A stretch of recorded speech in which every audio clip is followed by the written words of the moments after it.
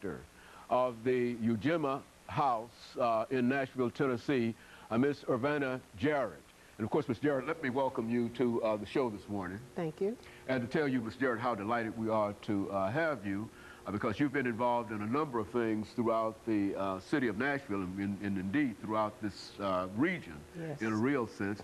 But in order to get into your new situation as the executive director of EJarrett House, let's have you to give our audience some information relative to your background, your education, and some of the things that were important in eventually leading you to the establishment of this house dealing with domestic violence. Well, number one, I didn't establish it. It was already in, it's been in operation for 10 years now. But I worked in the healthcare field. I have about 40 years of experience.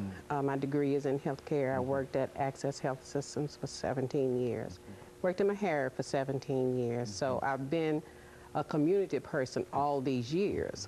When Access closed down, they asked me to be on the board.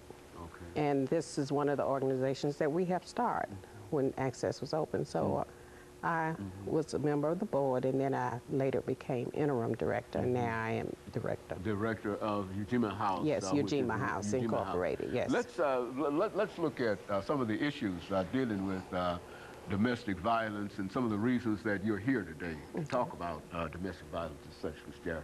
Jarrett. Domestic violence is still on the rise. 1.5 million women die every year, and that's according to what statistics you look at. Some of them count them as 2 million.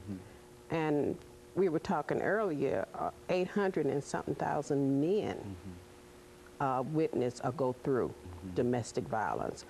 The reason why I have decided to come on your show is we need to put a different light on it. We need to include the men, because when the women go in shelter and they come out, well, the men are waiting on them. So while the women are in shelter, we need to do something with the men. We need to at least counsel them to see if they're amenable to stand in the family unit. If they are, we will get them help. So that's EJarrett's new mission, is to include the whole family. And so in a real sense, the very, very fact of domestic violence is something that